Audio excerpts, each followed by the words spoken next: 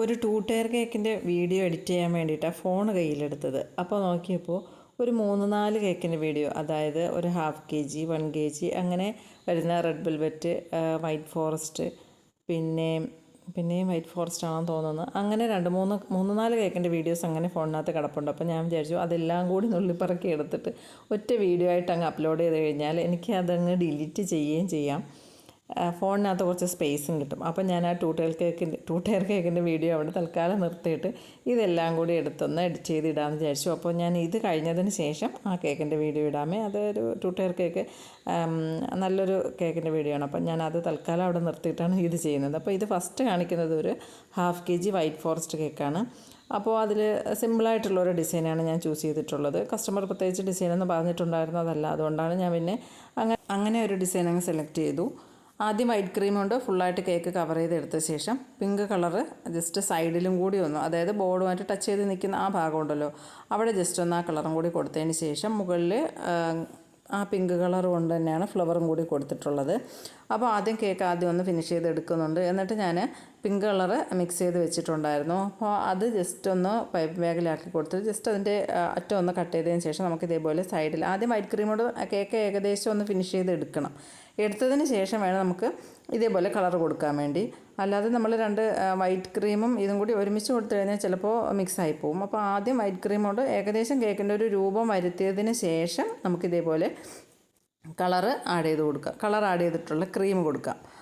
അപ്പോൾ അതിന് ശേഷമാണ് നമ്മൾ ജസ്റ്റ് പാലറ്റ് നൈഫ് കൊണ്ട് ജസ്റ്റ് ഒന്ന് സ്പ്രെഡ് ചെയ്ത് അത് കറക്റ്റ് ആ ഒരു എവിടം വരെ നമുക്ക് വേണം എന്നുള്ളൊരു, നമുക്ക് അറിയാമല്ലോ കേക്കിൻ്റെ പകുതി ഭാഗം വേണമെങ്കിൽ അങ്ങനെ ജസ്റ്റ് ചെറുതായിട്ട് മതിയെങ്കിൽ അങ്ങനെ ആ ഒരു രീതിക്ക് നമ്മൾ ആദ്യം കൊടുത്ത് പാലറ്റ് നൈഫ് കൊണ്ട് ജസ്റ്റ് ഒന്ന് ടേൺ ടേബിൾ ഒന്ന് റൊട്ടേറ്റ് ചെയ്ത് കൊടുക്കുമ്പോൾ തന്നെ അത് കറക്റ്റായിട്ട് എല്ലായിടും ഒന്ന് ആയി കിട്ടും.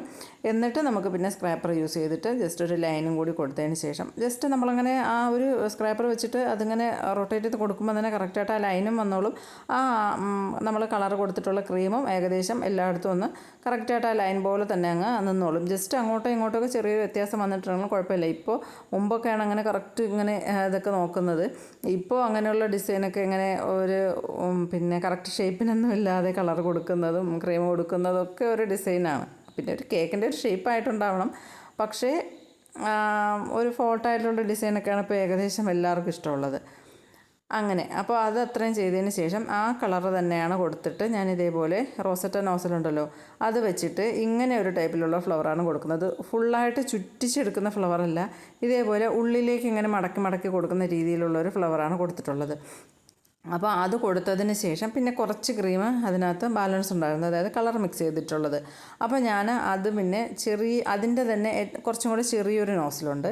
ആ നോസിൽ വേറൊരു പൈപ്പിംഗ് ബാഗിൽ ഇട്ട ശേഷം നേരത്തെ നമ്മൾ പൈപ്പിംഗ് ബാഗിൽ നോസിൽ ഇട്ടതിന് ശേഷമാണല്ലോ ഈ ഫ്ലവർ വെച്ചത്, ആ നോസിലോടുകൂടി തന്നെ ആ പൈപ്പിംഗ് ബാഗിനുള്ളിലേക്ക് ചെറിയ നോസിലിട്ടിട്ടുള്ള പൈപ്പിംഗ് ബാഗിനുള്ളിലേക്ക് ഇറക്കി വെച്ച് കൊടുത്തിട്ട് അത് രണ്ടും കൂടി ഇങ്ങനെ പ്രസ് ചെയ്ത് കൊടുത്തിട്ടാണ് ബോർഡർ ഡിസൈൻ കൊടുക്കുന്നത്. അതും കൊടുത്തതിന് ശേഷം കുറച്ച് ബാലൻസ് അതിനകത്തുണ്ടായിരുന്നു. ഏകദേശം നമുക്ക്, അതാണ് ഞാൻ പറയുന്നത്, നമ്മൾ കേക്ക് ഒരു 1/2 kg കേക്കാകുമ്പോൾ അത് ഫ്ലവർ ചെയ്യുന്നതിനും ബോർഡർ ഡിസൈൻ കൊടുക്കുന്നതിനൊക്കെ ഏകദേശം നമുക്കൊരു കണക്കുണ്ടാവും എത്ര ക്രീം വേണമെന്ന്. അത് വെച്ചിട്ട് നമ്മളൊന്ന് മിക്സ് ചെയ്തെടുക്കും. ചിലപ്പോൾ അല്പം കൂടുതലോ ചിലപ്പോൾ അല്പം കുറവോ ഒക്കെ വരാം. മിക്കവാറും നമുക്ക് കുറേയൊക്കെ ചെയ്ത് വരുമ്പോൾ നമുക്കൊരു ഐഡിയ കിട്ടും എത്ര ക്രീം നമുക്ക് ആവശ്യമായിട്ട് വരും എന്നൊക്കെ. അപ്പോൾ ഞാനിവിടെ കറക്റ്റാണ് കേട്ടോ ഈ കേക്കിന് എടുത്തിട്ടുള്ള ക്രീം.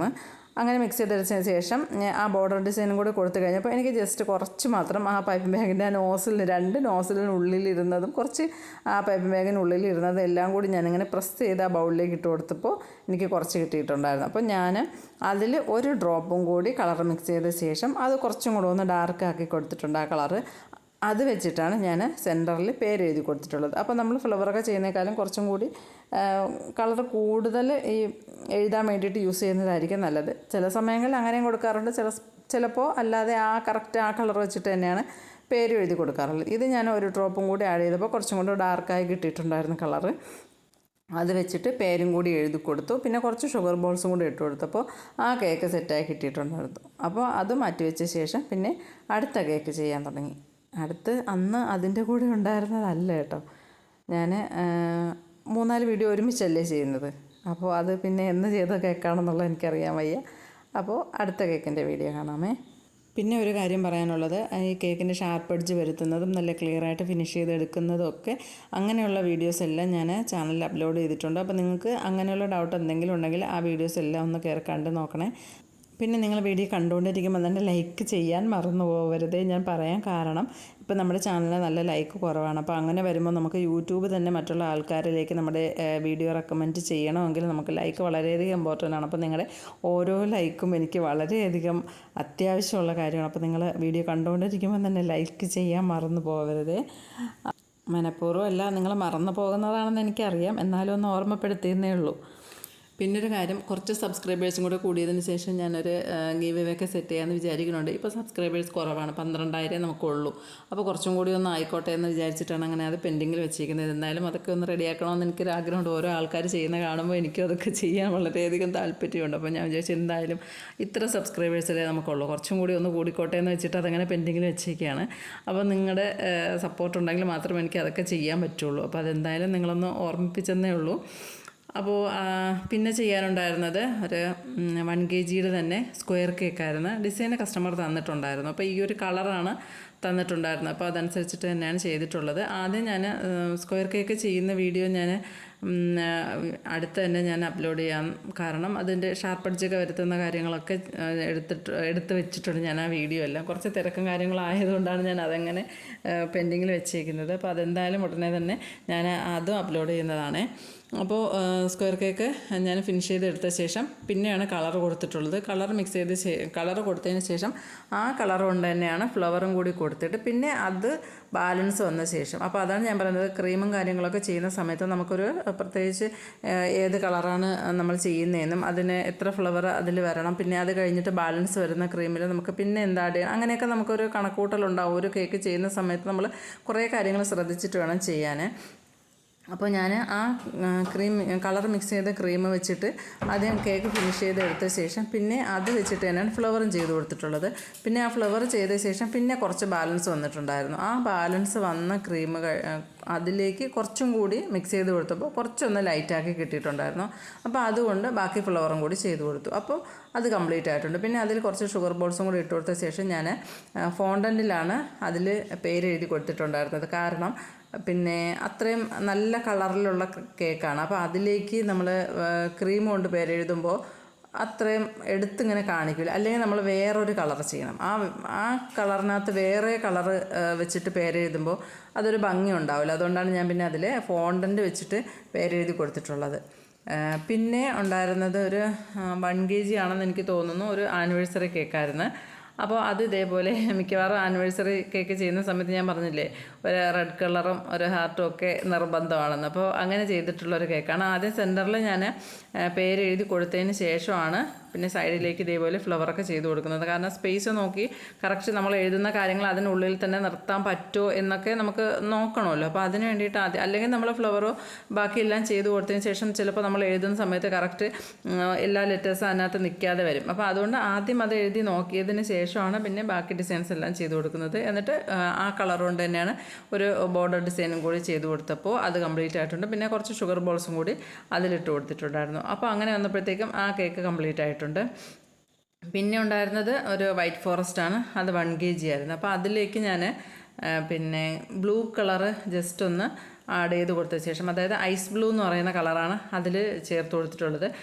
ഞാൻ ഫുള്ള് വൈറ്റ് കളർ കൊണ്ട് കൊടുക്കുന്നേക്കാളും ഞാൻ വിചാരിച്ചു ജസ്റ്റ് ചെറുതായിട്ട് ഒരു ഡ്രോപ്പ് ഒന്ന് മിക്സ് ചെയ്തെടുത്തിട്ട് ഒരു ലൈറ്റ് ഷെയ്ഡായിട്ട് ഒരു ബ്ലൂ കൊടുത്തതിന് ശേഷം പിന്നെ ഫ്ലവർ കൊടുക്കുന്നത് കുറച്ചും കൂടി ഡാർക്ക് ആക്കിയിട്ടുള്ള കളറിൽ കൊടുക്കാമെന്ന് വിചാരിച്ചിട്ടാണ് അങ്ങനെ ചെയ്തിട്ടുള്ളത്. ജസ്റ്റ് മാത്രം കളർ കൊടുത്തതുകൊണ്ടാണ് ഞാൻ ആദ്യം വൈറ്റ് ക്രീം കൊണ്ട് കൊടുക്കാത്തത്. അല്ല നമ്മൾ കുറച്ച് ഡാർക്കായിട്ടുള്ള കളറൊക്കെ കൊടുക്കുന്ന സമയത്താണെങ്കിൽ ഞാൻ ആദ്യം വൈറ്റ് ക്രീം കൊണ്ട് ഫുള്ള് കവർ ചെയ്തെടുത്ത ശേഷം ഒരു തിന്നായിട്ടുള്ള ലെയർ മാത്രമേ ഇതേപോലെ കളർ മിക്സ് ചെയ്തിട്ടുള്ള ക്രീം കൊടുക്കുകയുള്ളൂ. അപ്പോൾ ഇതിലാകുമ്പോൾ നമുക്ക് ജസ്റ്റ് ഒന്ന് ടച്ച് ചെയ്തെടുക്കുന്നത് മാത്രമേ ഉള്ളൂ. ഒരുപാട് കളർ ആഡ് ചെയ്യാത്തതുകൊണ്ടാണ് ഞാൻ ആദ്യമേ തന്നെ ക്രം കോട്ടിങ് കഴിഞ്ഞ ശേഷം ഫൈനൽ കോട്ടിങ് ഫുള്ളായിട്ടും ആ കളർ മിക്സ് ചെയ്തിട്ടുള്ള ക്രീം കൊണ്ട് തന്നെ കൊടുത്തിട്ടുള്ളത്. എന്നിട്ട് അതിൽ ബാലൻസ് വന്നതിലേക്ക് പിന്നെ നമുക്ക് എത്ര ക്രീമാണ് ആവശ്യമുള്ളതെന്ന് നമുക്കൊരു കണക്കുണ്ടാവുമല്ലോ. അപ്പോൾ അതിലേക്ക് കുറച്ച് ക്രീം കൂടി ഇട്ട് കൊടുത്തിട്ട് 1, 2, 3 ഡ്രോപ്പും കൂടി ആ കളർ തന്നെ, അതായത് ഐസ് ബ്ലൂ എന്ന് പറയുന്ന ആ കളർ തന്നെ, മാജിക് കളേഴ്സിൻ്റെ കളറാണ് ഞാൻ യൂസ് ചെയ്യുന്നത്, അത് മിക്സ് ചെയ്ത് കൊടുത്തപ്പോൾ കുറച്ചും കൂടി ഒന്ന് ഡാർക്കാക്കി കിട്ടിയിട്ടുണ്ടായിരുന്നു. അപ്പോൾ അത് വെച്ചിട്ടുള്ള ഫ്ലവറാണ് ഞാൻ അതിൽ ചെയ്യാമെന്ന് വിചാരിച്ചിട്ടുള്ളത്. അപ്പോൾ അത് ഞാൻ പേര് ഞാൻ ഫോണ്ടൻറ്റിലാണ് എഴുതി വെച്ചിട്ടുള്ളത്. ആദ്യം ഫോണ്ടൻറ്റ് വെച്ച് കൊടുത്ത ശേഷമാണ് ഞാൻ ഫ്ലവർ ചെയ്ത് കൊടുക്കുന്നത്. കാരണം ഇങ്ങനെയുള്ള ഫ്ലവർ ആയതുകൊണ്ട് തന്നെ നമുക്ക് കറക്റ്റ് പേര് കൊടുത്തതിന് ശേഷം എവിടെയൊക്കെ അതിൻ്റെ അടുത്തും കുറച്ച് ദൂരെയും അങ്ങനെ ആയിട്ടല്ലേ ഫ്ലവർ കൊടുക്കുന്നത്. അപ്പോൾ അത് കറക്റ്റ് സെൻറ്ററിൽ അത് ഇരിക്കുമ്പോൾ നമുക്ക് അറിയാൻ പറ്റും എവിടെയൊക്കെ ഫ്ലവർ വേണം, കുറച്ച് ദൂരത്തോട്ടാണോ അടുത്തോട്ടാണോ വേണ്ടതെന്ന് നോക്കി നമുക്ക് ചെയ്യാൻ പറ്റും. അപ്പോൾ അതിന് വേണ്ടിയിട്ടാണ് ആദ്യം ഫോണ്ടൻറ്റിൽ പേരെഴുതിയത് വെച്ച് കൊടുത്തിട്ടുള്ളത്. എന്നിട്ട് സൈഡിലും കൂടി കൊടുത്തിട്ടുണ്ട്. ആദ്യം ഞാൻ വിചാരിച്ചു ലീഫ് കൊടുക്കണ്ടെന്ന്. ബ്ലൂ ആയതുകൊണ്ട് എനിക്ക് ലീഫിനോട് വലിയ താല്പര്യം തോന്നിയില്ല. പക്ഷേ ലീഫ് കൊടുക്കാതിരുന്നപ്പോൾ എനിക്ക് എന്തോ ഒരു മിസ്സായ പോലെ ഇങ്ങനെ തോന്നണുണ്ടായിരുന്നു. പിന്നെ ഞാൻ രണ്ടാമത് ഗ്രീൻ കളർ ഒന്ന് മിക്സ് ചെയ്തെടുത്ത ശേഷം ഒരു ചെറിയ ലീഫ് നോസിൽ വെച്ചിട്ടാണ് അതിൻ്റെ ലീഫ് കൊടുത്തിട്ടുള്ളത്.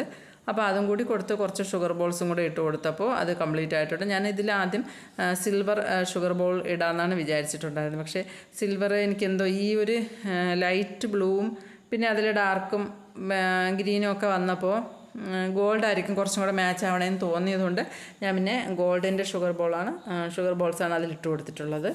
പിന്നെ ഈ ഫോണ്ടൻറ്റ് വെച്ചിട്ട് നമ്മൾ പേരെഴുതുന്നതൊക്കെ ഞാൻ അപ്പോൾ തന്നെ പേരെഴുതി അതിലേക്ക് വെച്ച് കൊടുക്കുകയാണ് ചെയ്തിട്ടുള്ളത്. അങ്ങനെ ചെയ്ത് വെച്ചിട്ട് നമുക്ക് ഒരു 3-4 മണിക്കൂറൊക്കെ കേക്ക് ഫ്രിഡ്ജിനകത്ത് ഇരുന്നെന്നും പറഞ്ഞിട്ട് വേറെ കംപ്ലൈൻ്റ് ഒന്നും ഉണ്ടാവില്ല. അങ്ങനെ ക്രീമല്ല കളർ സ്പ്രെഡ് ആവുമോ അങ്ങനെയൊന്നും വരെയൊന്നുമില്ല. ഒരു 4-5 മണിക്കൂറൊക്കെ എനിക്ക് തോന്നുന്നു ഒരു കുഴപ്പമില്ലാതിരിക്കും. നമ്മൾ കേക്ക് ബോക്സിനകത്താക്കി അടച്ചിട്ട് വെക്കുകയാണെങ്കിൽ എനിക്ക് തോന്നുന്നു ഒരു ദിവസമൊക്കെ ഒരു കുഴപ്പമില്ലാതിരിക്കും, വലിയ പ്രശ്നമൊന്നും ഉണ്ടാവില്ല. അപ്പോൾ ഞാൻ അതുകൊണ്ട് അപ്പോൾ തന്നെയാണ് പേരെഴുതിയിട്ട് കേക്കിലേക്ക് വെച്ച് കൊടുത്തിട്ടുള്ളത്. അടുത്ത കേക്ക് ഒരു 1/2 kg റെഡ് വെൽവെറ്റ് ആയിരുന്നു. റെഡ് വെൽവെറ്റ് ആയതുകൊണ്ട് തന്നെ ഞാൻ വിചാരിച്ചു ഗനാഷ് ഒഴിച്ചിട്ടുള്ളൊരു ഡിസൈൻ ചെയ്യാമെന്ന് വിചാരിച്ചിട്ട് ആദ്യം ഗനാഷ് ഒരു വശത്തേക്ക് ഇങ്ങനെ ഒഴിച്ചു കൊടുത്തൊന്ന് സ്പ്രെഡ് ചെയ്ത് കൊടുത്തതിന് ശേഷം കുറച്ച് ഗനാഷ്, അതായത് ഡാർക്ക് ചോക്ലേറ്റ് മിക്സ് ചെയ്തിട്ടുള്ള ഗനാഷ് എൻ്റെ കയ്യിൽ നേരത്തെ ചെയ്തതിൽ കുറച്ച് ബാലൻസ് ഇരിപ്പുണ്ടായിരുന്നു. അപ്പോൾ ഞാൻ വിചാരിച്ചു എന്നാൽ അത് വെച്ചിട്ട് പേരെഴുതി കൊടുക്കാമെന്ന് വിചാരിച്ചിട്ട് ഞാൻ അതിൻ്റെ മുകളിലേക്ക് ഇങ്ങനെ എഴുതി കൊടുത്തു. പക്ഷേ എഴുതിയപ്പോൾ അതിങ്ങനെ സ്പ്രെഡായിട്ട് പിന്നെ ഞാനത് അവിടെ നിന്ന് എടുത്ത് മാറ്റേണ്ടി വന്നു. അത് ക്യാമറയിൽ എന്തോ എനിക്ക് തോന്നുന്നു ഈ ഉച്ച സമയത്താണെന്ന് ഞാൻ ചെയ്തതെന്ന് തോന്നുന്നു. അതാവും ജനലിൻ്റെ സൈഡിൽ കൂടി നല്ലതുപോലെ ഇങ്ങനെ പുറത്തുനിന്നുള്ള പ്രകാശം ഇങ്ങനെ അടിക്കണുണ്ടായിരുന്നു. അതാണ് ഒരു വല്ലാത്തൊരു രീതിയിൽ ഇങ്ങനെ കാണുന്നത്. നല്ലതുപോലെ പുറത്തുനിന്നുള്ള വെട്ടം അങ്ങനെ അടിക്കണുണ്ടായിരുന്നു. എന്നിട്ട് ഞാൻ അത് എഴുതി കൊടുത്തപ്പോൾ അതെന്തോ ക്രീമല്ല ഗനാഷ് കുറച്ച് ലൂസായി പോയത് കൊണ്ടാണോ എന്ത് സംഭവിച്ചതാണെന്ന് അറിയാൻ പറ്റും. ഞാൻ എഴുതിയപ്പോൾ തന്നെ അതങ്ങ് സ്പ്രെഡായിട്ടൊരു ഭംഗി ഉണ്ടായിരുന്നില്ല. പിന്നെ ഞാൻ അവിടെ നിന്ന് അതിനെ എടുത്ത് മാറ്റിയപ്പോൾ നമുക്കിങ്ങനെ ഗനാഷല്ലേ ബ്ലാക്ക് കളറും കൂടി ആയപ്പോൾ ആ വൈറ്റിലേക്ക് ഇങ്ങനെ മിക്സ് ആയപ്പോൾ അവിടെ അങ്ങ് സ്പ്രെഡായി. ഞാനത് കുറച്ച് ക്രീമോട് കൂടി എടുത്ത് മാറ്റിയെങ്കിലും അത് പിന്നെ അതങ്ങ് സ്പ്രെഡായിട്ടൊരു വൃത്തികേടുണ്ടായിരുന്നു. അപ്പോൾ ഞാൻ രണ്ടാമത് പിന്നെ കുറച്ചും കൂടി ഫ്രിഡ്ജിൽ വെച്ച് ആ ക്രീമല്ല ഗനാഷ് ഒന്ന് സെറ്റ് ചെയ്തതിന് ശേഷം ആ റെഡിലേക്ക് തന്നെ പേരെഴുതി കൊടുത്തിട്ട് പിന്നെ ആ വശത്ത് ഫുള്ളായിട്ട്, അതായത് ആ ഒരു ബ്ലാക്ക് ഒന്ന് സ്പ്രെഡായപ്പോൾ അവിടെ ഒരു ഭംഗിക്കുറവ് വന്നതുകൊണ്ട് ഞാൻ അവിടെ ഫുള്ളായിട്ട് വൈറ്റ് ക്രീം കൊണ്ടുള്ളൊരു റോസറ്റ നോസിൽ ഉപയോഗിച്ചിട്ടുള്ളൊരു ഫ്ലവർ ഫുള്ളങ്ങ് ചെയ്ത് കൊടുത്തതിന് ശേഷം അതിലേക്ക് നമ്മുടെ ഡസ്റ്റ് ഉണ്ടല്ലോ ഗോൾഡിൻ്റെ അല്ല റെഡ് കളറിലുള്ള ഡസ്റ്റ് ഒന്ന് അതിലേക്കൊന്ന് സ്പ്രേ ചെയ്ത് കൊടുത്തു. അല്ലാതെ വൈറ്റ് മാത്രമാകുമ്പോൾ ഒരു ഭംഗിയുണ്ടെന്ന് എനിക്ക് തോന്നിയില്ല. വൈറ്റ് ഫ്ലവർ മാത്രമായിട്ട് ഇരിക്കുമ്പോൾ. അപ്പോൾ ഞാൻ അതുകൊണ്ടാണ് കുറച്ച് റെഡ് കളർ ഒന്ന് സ്പ്രേ ചെയ്ത് കൊടുത്തതിന് ശേഷം പിന്നെ കുറച്ച് ഷുഗർ ബോൾസും കൂടി ഇട്ട് കൊടുത്തപ്പോൾ അത് കംപ്ലീറ്റ് ആയിട്ടുണ്ടായിരുന്നു. പിന്നെ ഈ ഗനാഷ് ഒഴിച്ചിട്ടുള്ള കേക്ക് ചെയ്യുന്ന സമയത്ത് എപ്പോഴും കേക്ക് നല്ല രീതിയിൽ തണുത്തിട്ടുണ്ടായിരിക്കണം. എങ്കിൽ മാത്രമേ നമ്മൾ ചോക്ലേറ്റ് ഒഴിക്കുന്ന സമയത്ത് അത് എല്ലായിടവും കറക്റ്റ് സ്പ്രെഡ് ചെയ്ത് എടുക്കാൻ പറ്റുള്ളൂ. മാത്രമല്ല നമ്മൾ ഈ ഡ്രിപ്പ് ചെയ്ത് കൊടുക്കുമല്ലോ, അത് കറക്റ്റ് ആ ഒരു പകുതി വരെ വന്ന് നിൽക്കുന്നതാണ് ഭംഗി. ഇല്ലെങ്കിൽ കേക്കിൻ്റെ 1-2 വശം ഇങ്ങനെ താഴത്തേക്ക് ഇങ്ങനെ വന്ന് നിന്നാലും ഒന്ന് കുറച്ചും ഒന്ന് കുറവും ഒന്ന് കൂടുതലും അങ്ങനെ നിൽക്കുമല്ലോ, അങ്ങനെ നിൽക്കുന്നതാണ് ഭംഗി. ഇല്ലെങ്കിൽ എല്ലാം ഇങ്ങനെ താഴത്തേക്ക് ഒഴുകി വന്നിങ്ങനെ ബോർഡ് വരെ നിൽക്കുന്നത് അത്ര ഭംഗി ഉണ്ടാവില്ല. അപ്പോൾ അതിന് കേക്ക് നല്ല രീതിയിൽ തണുത്തിട്ടുണ്ടാകണം.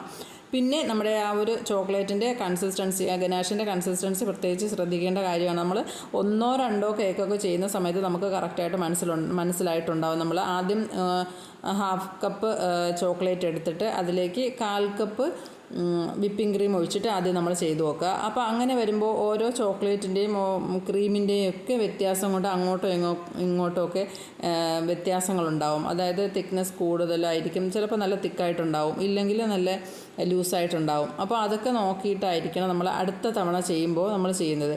പിന്നെ ഒരു കാര്യം, നമ്മൾ ചെയ്യുന്ന സമയത്ത് എന്തെങ്കിലും വ്യത്യാസം ഉണ്ടെങ്കിൽ അത് അപ്പോൾ തന്നെ ഡയറിയിൽ ഒന്ന് കുറിച്ച് വയ്ക്കുക. ഇല്ലയെന്നുണ്ടെങ്കിൽ നമ്മൾ ആദ്യം ചെയ്യുന്ന സമയത്ത് കുറച്ച് ലൂസായി പോയെന്ന് വിചാരിച്ചോ, അപ്പോൾ നമുക്ക് ചിലപ്പോൾ ക്രീം നമ്മൾ കൂടുതലായിട്ടുണ്ടായിരിക്കും, അതായിരിക്കും ലൂസായി പോയിട്ടുള്ളത്. നമ്മളപ്പോൾ വിചാരിക്കും ഇനി അടുത്ത് ചെയ്യുന്ന സമയത്ത് നമുക്കത് മാറ്റി ചെയ്യാമെന്ന് വിചാരിക്കും. പക്ഷേ പിന്നെ നമ്മൾ അടുത്ത ഓർഡർ വരുന്നത് ചിലപ്പോൾ ഈ ഗനാഷിൻ്റെ അങ്ങനെയുള്ള കേക്ക് ചെയ്യുന്നത് നമുക്ക് പിന്നെ എന്തെങ്കിലുമൊക്കെ ആയിരിക്കും ഓർഡർ വരുന്നത്. ആ സമയത്ത് സത്യത്തിൽ നമ്മളിത് വീണ്ടും മറന്നു പോകും. അതുകൊണ്ട് നമുക്ക് എന്താണോ അപ്പോൾ തോന്നുന്നത് കറക്റ്റായിട്ടോ ആ സമയത്ത് തന്നെ നമ്മൾ ഡയറിയിൽ ഒന്ന് കുറിച്ച് വെച്ച് കഴിഞ്ഞാൽ നമ്മൾ എന്തായാലും കേക്ക് ചെയ്യുന്ന സമയത്ത് ഡയറിയൊക്കെ എടുത്ത് നോക്കിയിട്ടായിരിക്കുമല്ലോ ചെയ്യുന്നത്. കാരണം ഓർഡേഴ്സ് എല്ലാം നമ്മൾ ഡയറിയിൽ നോട്ട് ചെയ്ത് വെക്കുന്നതുകൊണ്ട് അതൊക്കെ എടുത്ത് നോക്കും. അപ്പോൾ നമുക്കിത് ഓർമ്മ വരും നമ്മൾ എങ്ങനെയാണ് ചെയ്തിട്ടുള്ളത്, അപ്പോൾ അന്ന് ചെയ്തതിൽ നിന്നും എന്തൊക്കെ വ്യത്യാസം വരുത്തണം, അങ്ങനെയുള്ള കാര്യങ്ങളൊക്കെ നമ്മളൊന്ന് നോട്ട് ചെയ്ത് വെക്കുന്നത് നല്ലതായിരിക്കും. അതുപോലെ നമുക്ക് എന്ത് വ്യത്യാസം വന്നിട്ടുണ്ട്, നമ്മൾ ഏത് കേക്ക് ചെയ്യുന്ന സമയത്ത് എന്തെങ്കിലും നമുക്ക് അബദ്ധങ്ങൾ സംഭവിച്ചിട്ടുണ്ടെങ്കിൽ, നമ്മൾ എന്തെങ്കിലും കാരണത്താൽ നമുക്ക് കേക്കിന് എന്തെങ്കിലും ഒരു ഫാൾട്ട് വന്നിട്ടുണ്ടെങ്കിലൊക്കെ തന്നെ നമ്മളത് നോട്ട് ചെയ്ത് വെക്കണം.